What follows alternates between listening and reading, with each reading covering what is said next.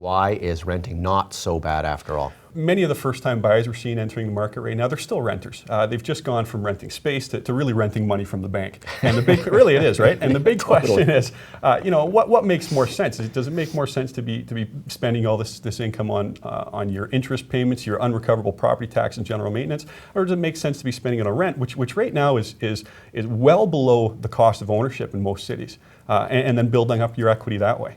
Now, what about the idea of, if I own a house, eventually I'll have it paid off and I can sell it tax-free and then I can use that money for whatever. That's a big bonus. If I'm renting, I'm never sort of building up any equity. How do I get around that? Yeah, absolutely. And I guess I'd say two things on that point. First of all, the whole idea of renting works only if you save the difference. Okay. Right? And so, there is some merit to the argument that having a mortgage is a bit of a forced savings plan. I don't dismiss that. The other thing is that I think that owning your home outright is one of the keys to financial stability later in life. The problem I have is when we really look at analytically, what does our housing market look like from the perspective of underlying fundamentals?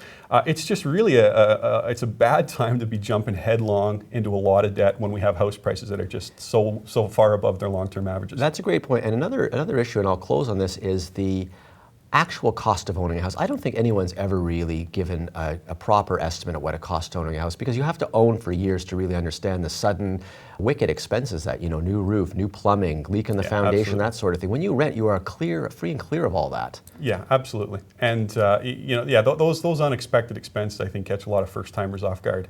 And they're recoverable if you're in the house long enough, if you're building up that equity, if it's a strong market. But you got to remember, they're pretty steep transaction expenses to get out of real estate, right? And a lot of those expenses you're just not going to recover within a time frame of 2 or 3, 4, or 5 years. Great, thanks, Ben. My pleasure.